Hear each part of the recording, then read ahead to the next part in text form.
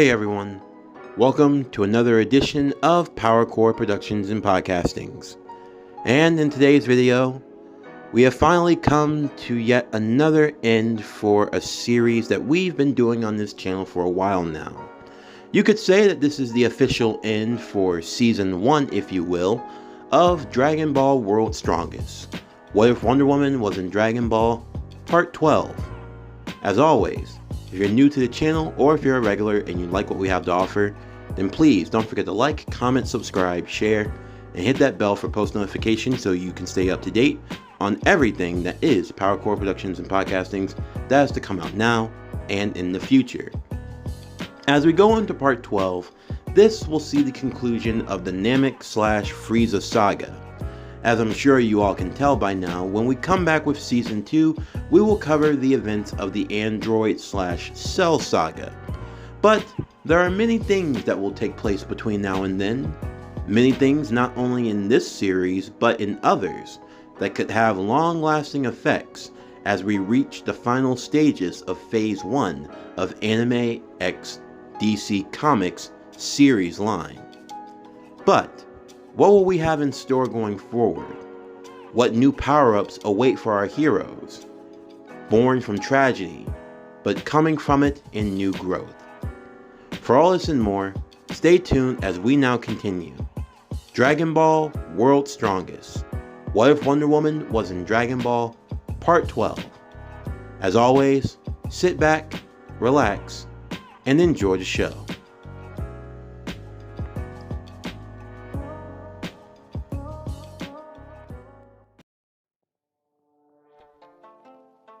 The Z-Fighters could feel the power that Vegeta was giving off as he began his fight against Frieza.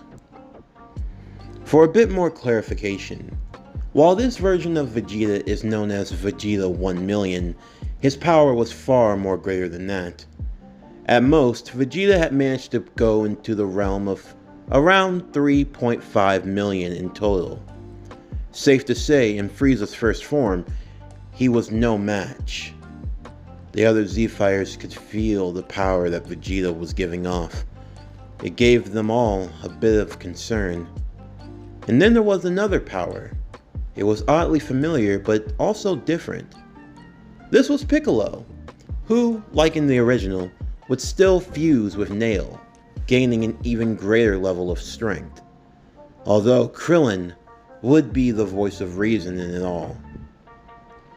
Guys, I don't know, but I have a feeling like we're only dealing with the lesser of two evils.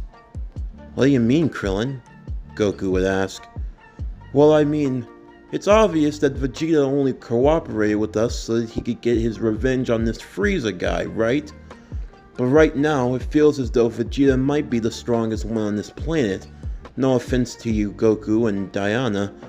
But if Vegeta actually wins, who's going to be left here to stop him? I mean, I'm not saying that we shouldn't give it our all if it really comes to that, but still. Goku would give Krillin a nod and a pat on the back, assuring him that no matter what happened, they'd take care of it if the situation presented itself as such. Chi-Chi would also ask more about the wishes that they had made. The first wish was to bring Piccolo back to life, but more specifically to bring him to Namek. Radix was brought back to life, but they didn't bring him to Namek, although knowing that he was going to be able to be alive again did bring her comfort. And then now there was the matter of giving Vegeta his wish of unlocking his potential. And now, even moreover, the Namekian Dragon Balls had turned to stone, much to Dende's fear.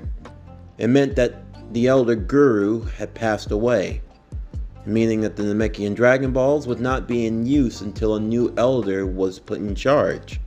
And that could only be done after the Earthlings used their Dragon Balls to bring back the Namekians that had died in the first place. Everything hinged on the outcome of the final battle of Namek. If things didn't go in their favor, it could mean doom for everyone. Vegeta, in the meanwhile, was enjoying his newfound power and his newfound confidence. Frieza's first form could do nothing against Vegeta. Vegeta dominated the space tyrant with ease, so much so that Frieza was now more nervous than he had ever been. However, Vegeta was far from over with him. Frieza, in an attempt to play on the Saiyan's own ego, would throw the comment that if he could only transform, then he'd be able to topple the prince. However, Vegeta felt as though he had reached the pinnacle of his power. He had finally become the Super Saiyan. There was now no need to worry. He was stronger than Frieza, stronger than Kakarot and Kakarot's wife. No one was ever going to make him feel weak again. And now, seeing as how he was in the superior driver's seat, it was time for him to enjoy his power, to flex it a little, to see what he could really do. As such, Vegeta would lay on the ground. He started to relax and recline. He told Frieza to power up, if he truly thought it would give him a chance. Well, Frieza, it doesn't seem so well when the shoe's on the other foot. But you've humored me for so long, I'll do the same for you. Go on, power up. Whatever you have, it can't possibly be the Super Saiyan. Frieza would simply smirk in satisfaction. He believed his second form should suffice. However, as he had finished transforming, Vegeta merely yawned because it still wasn't enough.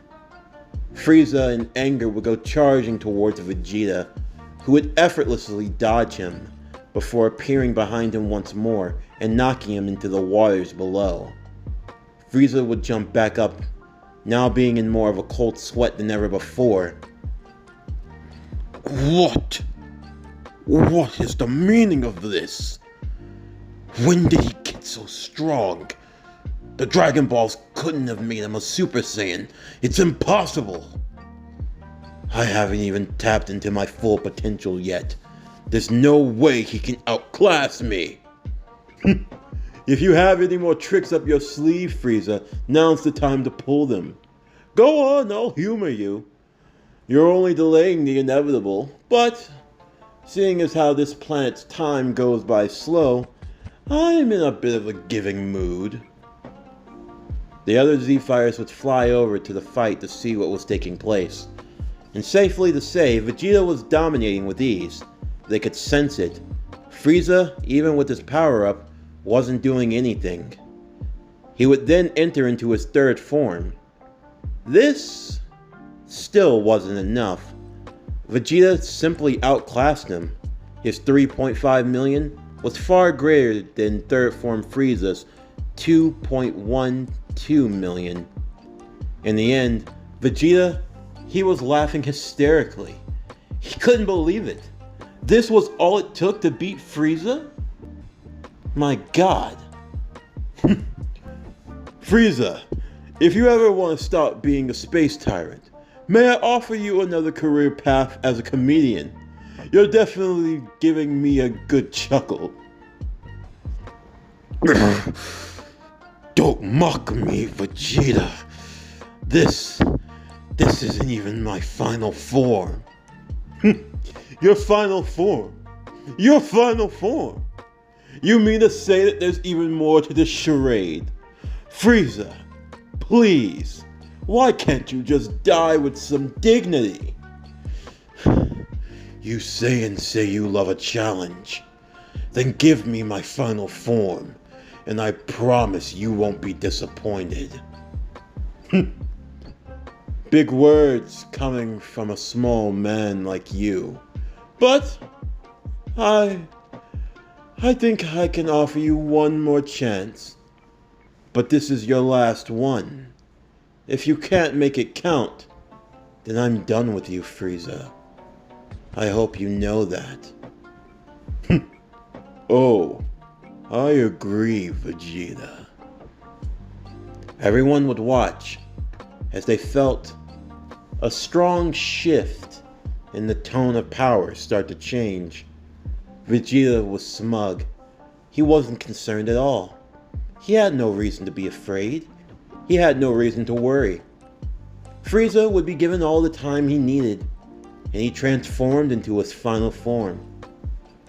In the beginning, he seemed so unassuming, smaller than Vegeta, his smallest form to be precise, and the least intimidating of all of them.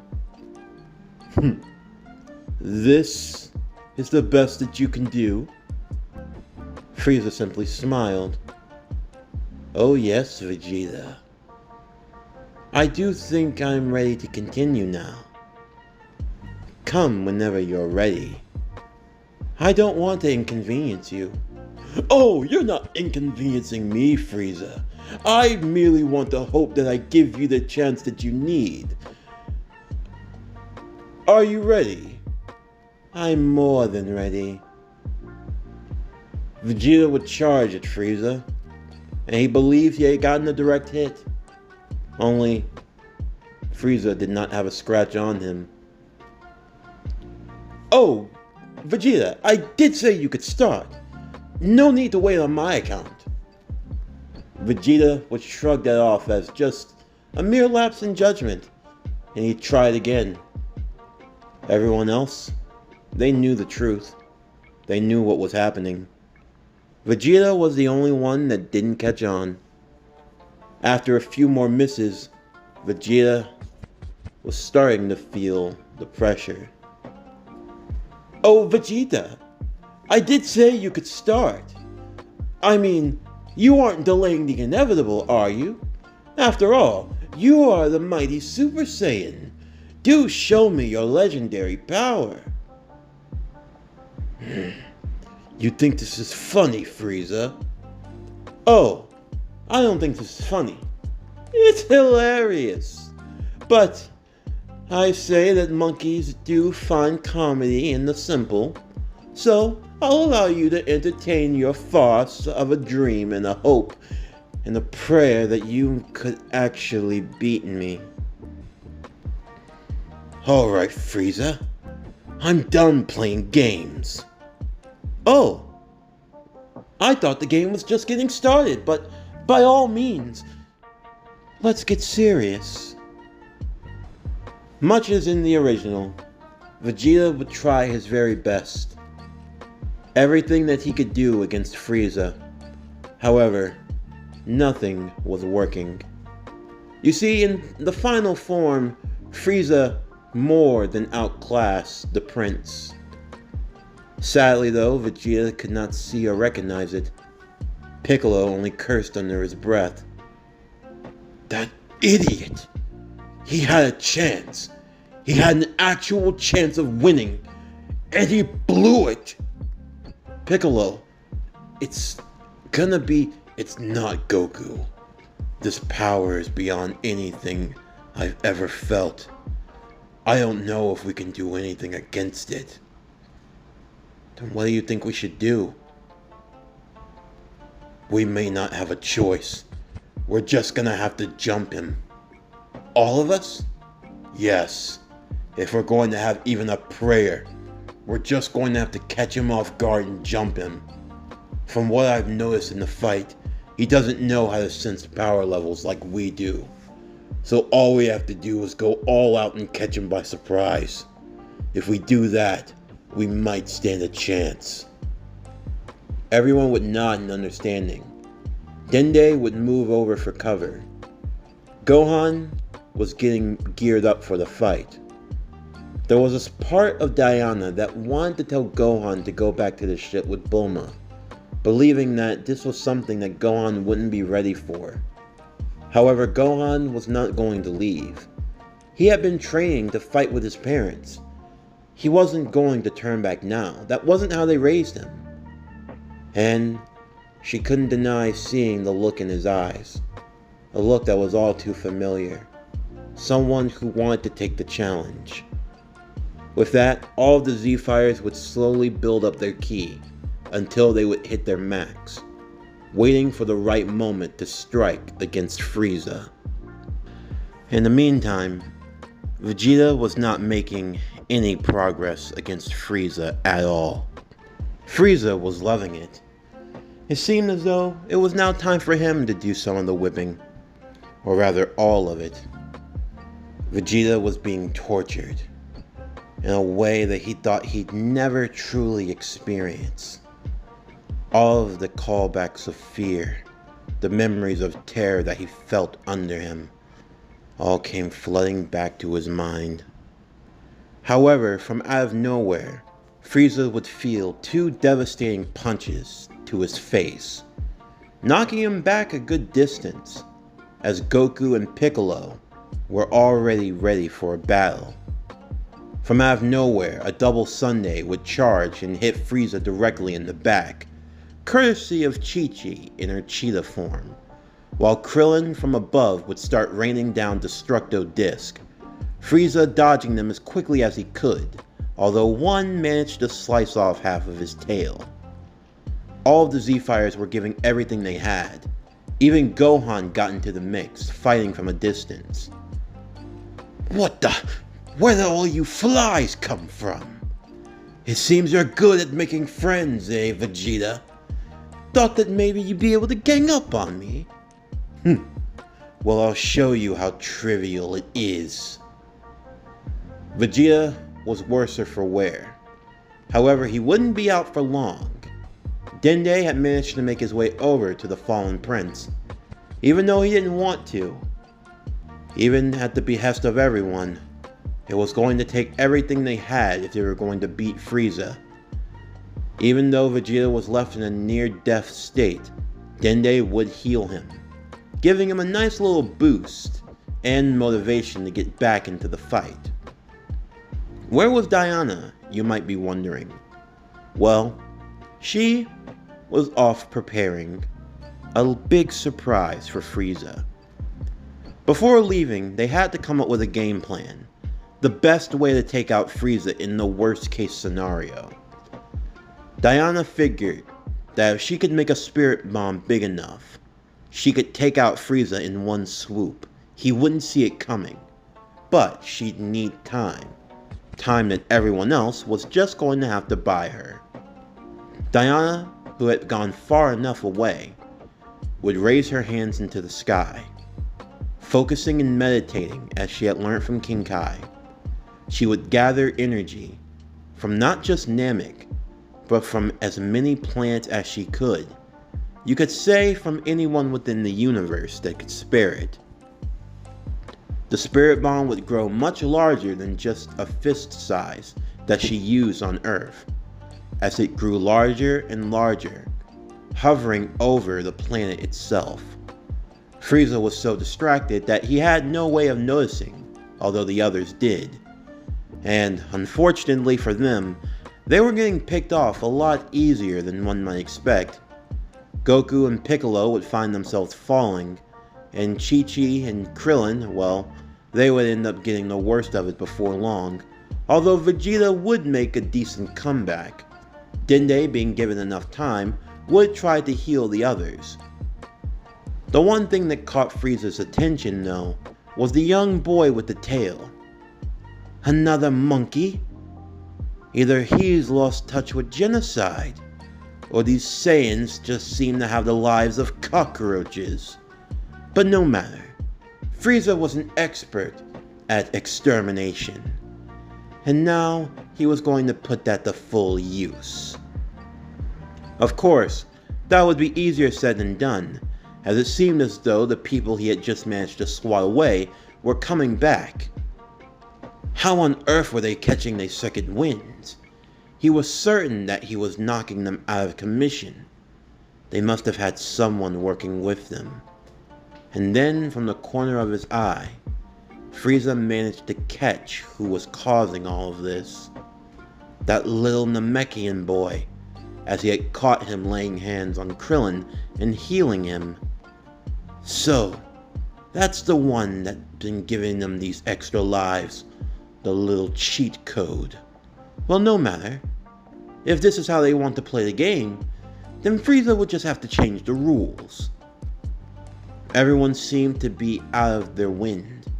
They didn't feel as though they had much left to give, Goku and Piccolo and Chi-Chi were all being taken down, and Frieza was about to set his sights on Dende, preparing to launch a death ball and destroy them. However, before he had a chance to do so, something would come crashing down. Diana had used her power to the max, charging the Spirit Bomb and even using Kaioken times 4. The large sphere of energy would come crashing down on Frieza, plummeting him into the waters below, as he fought desperately to fend it off. Everyone watched on as the tyrant was seemingly swallowed by the attack. There was a large explosion, the waters rising and then falling like rain, before eventually everything seemed to dissipate. Of course, everyone couldn't believe it. It seemed as though Frieza was gone. Vegeta couldn't believe it either. What was hopeless had now turned into a form of victory. They might have actually have done it. This might have actually have been the end of Frieza. Everyone looked around and cheered, a smile across everyone's face. Vegeta tried to hide his excitement. There was still a lot of anger. He wished he could have been the one to deliver the finishing blow. As Diana, tired and having used up almost all of her energy, she would fly over to everyone else, meeting with her now tired son and husband, along with her allies, everyone believing that the worst was finally over. Although sadly, that was far from the case. From out of nowhere, a beam of energy would fly and hit Dende directly in the heart, killing him instantly as the young Namekian fell to the ground. Everyone turned back their heads, aspiring in fear, as Frieza stood, injured but very much alive. To make matters worse, Dende hadn't gotten a chance to heal Goku and Diana yet, so they were still on the verge. Piccolo attempted to make a move, but he too would be laying down, almost seemingly dead. Chi-Chi and Krillin would be speechless, as they too tried to fight off Frieza, only to be pushed away by his mighty aura. Vegeta could only watch on in horror. What could they do now? They had given their best shot and it still wasn't enough. He was just on another level. As Frieza made his way towards Diana and Goku, Gohan, knowing the situation at hand and feeling the anger at the loss of Dende, his fury beginning to rage as he rushed over towards the mad tyrant. Frieza was surprised by this gumption and from someone so young.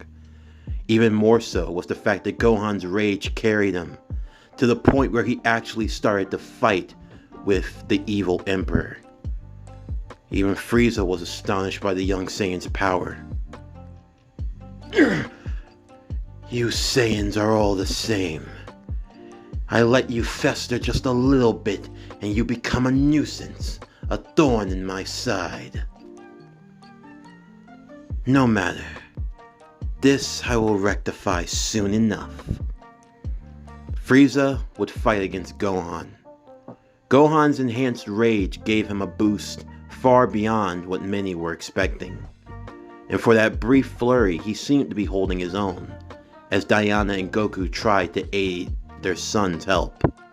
However, Gohan would be knocked down, and Goku and Diana would be dealt with. First it would be with Goku, as Frieza kicked him away into the side of fallen rubble, before appearing and stomping on his back, seemingly breaking it. And then there was Diana. Frieza would smack her with his tail. As she fell to the ground, Frieza would move and place his foot on her throat. Gohan would get back to his feet. However, Frieza threatened that if he made another move, then this woman would go bye-bye. And seeing from just how intense that both Goku and Diana were in trying to defend the young boy, if he didn't know any better, he would assume that this was their child. Goku, who could barely stand, would look over, seeing his wife, seeing her throat under the foot of him, and Gohan standing across the battlefield. Now, young man, we're going to play a game. It's called chicken. You step out of line, your mommy goes bye-bye. Understand? Gohan stood in attention. It wasn't because he wasn't afraid. He was. He had never been in a situation like this, and he didn't want to die so easily. But at the same time, he remembered the lessons he learned on Themyscira, the lessons he learned from his father and from his mother. To stand strong in the face of adversity, to never give in to evil and to never surrender. These were the principles that Gohan was built upon. This was his foundation, and it's what gave him the heart to endure what was to come. Frieza pointed his finger at Gohan before blasting him in his left arm. Gohan yelled in pain, and Diana begged Frieza to stop. However, her cries would be crushed as the grip of Frieza's foot tightened around her throat, and Goku would beg for Frieza not to harm them, that they had nothing to do with this. But Frieza simply laughed. They had everything to do with this. After all, it wasn't fair to start a fight that you couldn't finish. Frieza turned his attention back to Gohan, threatening him not to make a move. He launched another death beam, blasting him in his other arm, before blasting him in his left and right leg respectively. Gohan was now standing completely still, because he couldn't move. His left and right arm and his left and right leg were completely shot. Tears streamed from the young boy's eyes. Even still, his fierce determination shined, and Frieza almost had to give the boy begrudging respect. While Vegeta was cowering in fear, this young man, he actually had resolve. He had seen these eyes before. You remind me of someone, boy. A Saiyan who tried to challenge me a long time ago. Bardock was his name. You seem to have his eyes. I wonder if you're his kin. No matter. Frieza released his grip on Diana as he walked towards the young boy, kneeling in front of him, as he placed a finger on his chest. You cry out in pain, but yet you look at me with such ferocity. Do tell, are you not afraid? Of course I'm afraid. I don't want to die. Then swear your allegiance to me. Promise and give yourself in service to me, and I promise I'll let you live. I will never join you. So, you aren't afraid after all? No, I'm not. Frieza turned his head to the fallen Goku and Diana. Look to your child. Let him be an example. In an instant, the sound of the death beam piercing through Gohan's heart would ring throughout the sky. Gohan, with the smoke smoldering from the hole in his chest, would fall to the ground lifeless. Frieza simply laughed. Vegeta, Vegeta was appalled. Despite his feelings for Kakarot, despite his feelings for Diana, even for the young brat that was their son, that boy was still of Saiyan blood. Watching Saiyan blood be innocently shed, it filled Vegeta with a strong sense of anger, of loathing, but none more so than for the two parents, as they crawled desperately towards their baby boy's body. Go on, sweetie. Come on, go on, wake up. Go on, please.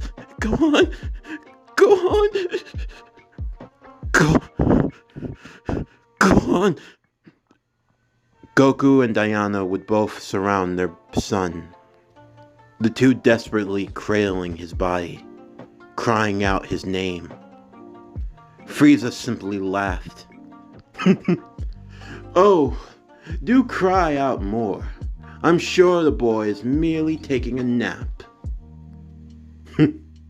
Don't worry. I'll make sure you see him soon. The sky began to change, a darkness beginning to fall over the planet. Vegeta could feel the swelling of energy, an outpour surrounding the two parents. As they slowly looked towards the tyrant, Frieza, who had felt as though he were in control, that now it was going to be the end, it indeed was. The sky was blackened. Lightning began to strike around the two. The hatred became like an aura that oozed out of them. An untapped fury, a righteous anger, as they both eyed the killer of their son. We won't let you get away with this, Frieza. And just what are you going to do about it? For Goku, a golden hue began to form around him, his hair flickering from its dark black to a golden yellow. And for Diana, her black locks also, as if a fire had been set ablaze on the very fringes of her hair. It began to turn into a bright red, a red that seemed to match the boiling blood within her veins. It looked as if her hair were on fire itself, as it began to stand upright. The fiery aura, the origin of her power, long since lost, but one awoken. The god's fury, the flame of the Amazon, and the might of the Saiyan. Two forces coming together as they faced Frieza. Frieza could feel that something was changing in the atmosphere, as what stood before him were something out of legend. Even Vegeta began to cower back. For Kakarot, he understood what he could be. But what was this woman? She wasn't a Saiyan, but still she was able to transform all the same. Her hair, it didn't even look like hair. It looked like it truly was fire. As Diana stood in a red aura, and Goku in his gold, the two looked back towards the tyrant, the hue of their eyes long gone and left by the hollow of white. They looked as though they had no control, as if they had no conscience. Before Frieza could say a word, The two would attack him like ravenous dogs, like a beast in the jungle. They swarmed him, delivering devastating blow after blow. Frieza could feel that he had made a miscalculation. He begged, he pleaded for his life, but they would not hear him. Under normal circumstances, mercy might be shown, but here there could be no such mercy. There could be no forgiveness. No. The only thing left was hatred. Frieza tried every tactic. He tried to blow up the planet, but Diana would kick the death ball back at him. He tried to go to his 100% form, but they would not let him. There was not going to be a second chance. There was not going to be a breaking of one's own ego. For even someone like Goku, he was long past honor. That was dead and gone. The only thing that mattered now was ending the life of pure scum. As Frieza lay helpless, the last thing he saw was a wave of yellow and a wave of red. He begged and pleaded. He screamed. He cried out to the heavens for anyone to answer, but there would be none. And in one flash, the tyrant Frieza was no more. Not a single trace of him remained. Slowly, the darkness of the sky began to fade. However, even still, as if shedding tears, dews of rain would fall. A rain that had not washed over Namek in almost 100 years. That seemed to echo the tears of the parents.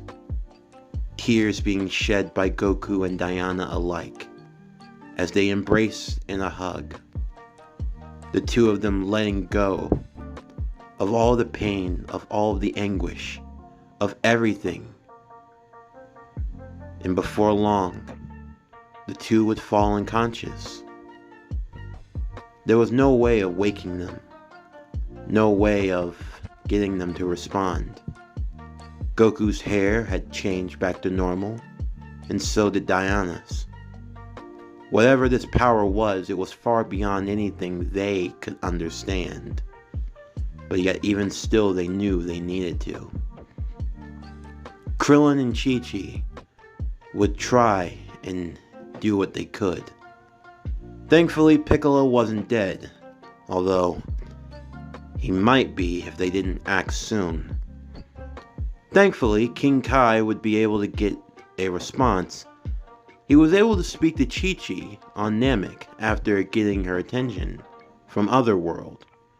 He told them of what was going on and that he could get them a telekinetic link with Earth. Chi-Chi would make the transaction, giving King Kai the instructions needed to send back to Kami. Kami on Earth would have the Dragon Balls collected.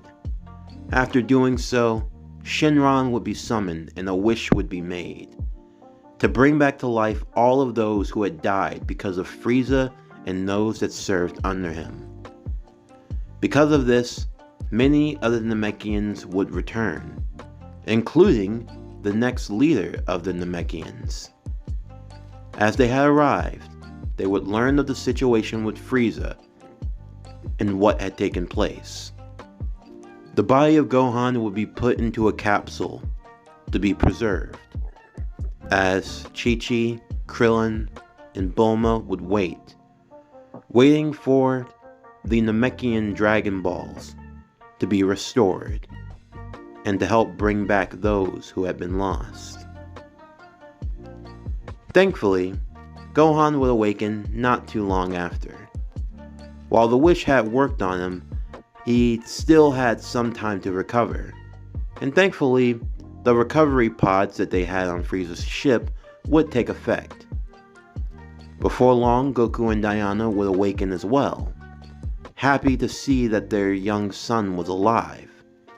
A family reunion, one that was heartwarming and sweet. Vegeta would wait until Gohan was alone, and only briefly, he apologized to the young man for letting him die. Make no mistake, Vegeta had not changed his ways entirely. This was merely courtesy, respect from one Saiyan to another. At the very least, from the display that Gohan showed in the face of certain death, he had the heart of any Saiyan, and that was worth respecting. Finally, there came the matter of what they were going to do in terms of going back home. For Goku and Diana, they learned from others what had happened. For them, they weren't really conscious throughout the fight.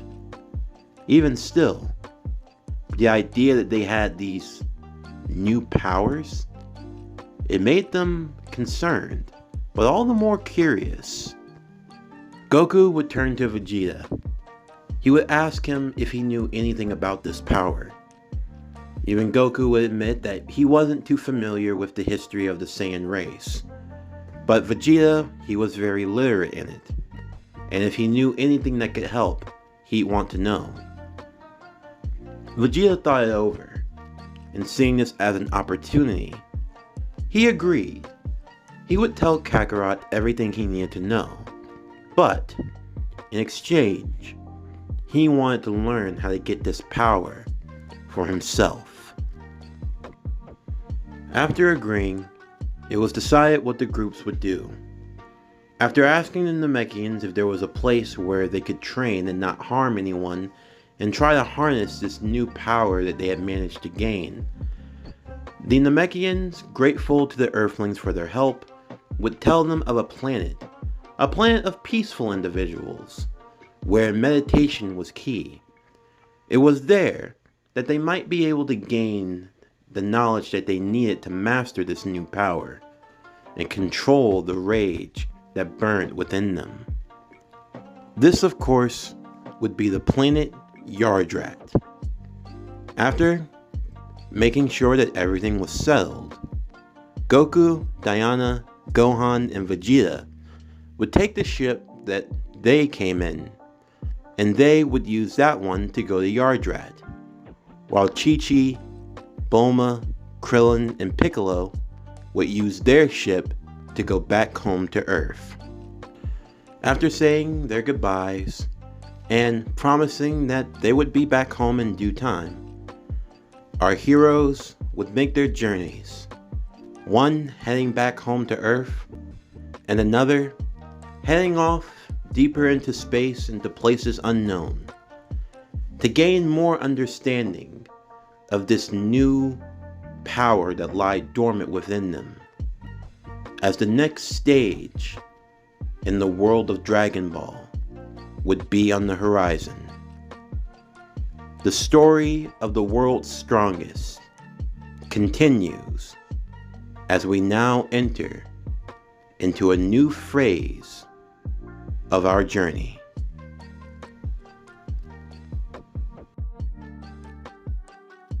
This concludes Dragon Ball World's Strongest. What If Wonder Woman Was in Dragon Ball? Part 12. As always, if you enjoyed today's video and everything else that we have to offer, then please don't forget to like, comment, subscribe, share, and hit that bell for post notifications so you can stay up to date on everything that is PowerCore Productions and Podcastings that has to come out now and in the future. Stay tuned for tomorrow's video as we reach the conclusion of Neon Genesis Evangelion Redemption. What if Shinji went back in time? Book 1, Part 12, the Book 1 finale. But anyway, that's going to do it for the end of today's video.